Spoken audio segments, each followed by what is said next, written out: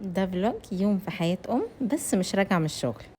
ده علميا، لكن عمليا ده كان يوم الخميس.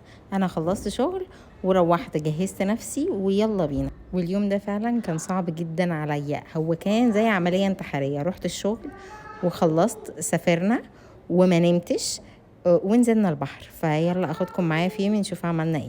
بس انا فعلا بحب السفر بالليل، لانه بحس ان اليوم يعني ما بناخدش وقت او ما فيش يوم بيضيع يعني. ولكن ما انصحش ابدا حد يكون مش نايم وفي يوم شغل انه يعمل كده، عشان زي ما قلت لكم هتحس انه هي عمليه انتحاريه. انا باخدكم الطريق طويل قوي يعني. احنا طريقنا طبعا كان لمرسى مطروح. اخدنا وقت طويل جدا، ولكن الحمد لله كنا وصلنا وجهتنا. وانا قاعده في شارع اسكندريه، احسن مكان بيتهيألي انه حد يسكن، خاصه لما يكونش معاه عربيه يعني. احنا كده كنا وصلنا ونزلنا تاني عشان نروح، يعني يا دوب طلعنا الشنط ونزلنا. وبما اننا في شارع اسكندرية ويوم سفر، فانسب مكان ان احنا نروحه طبعا هو شط رومل. ده طبعا عشان هو اقرب حاجة لشارع اسكندرية.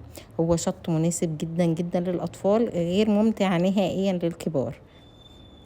فلوج النهارده قصير لان احنا كنا تعبانين وروحنا على طول ما عملناش حاجة، ولكن استنوني في فلوجات اطول، واشوفكم في فيديو جديد. باي باي.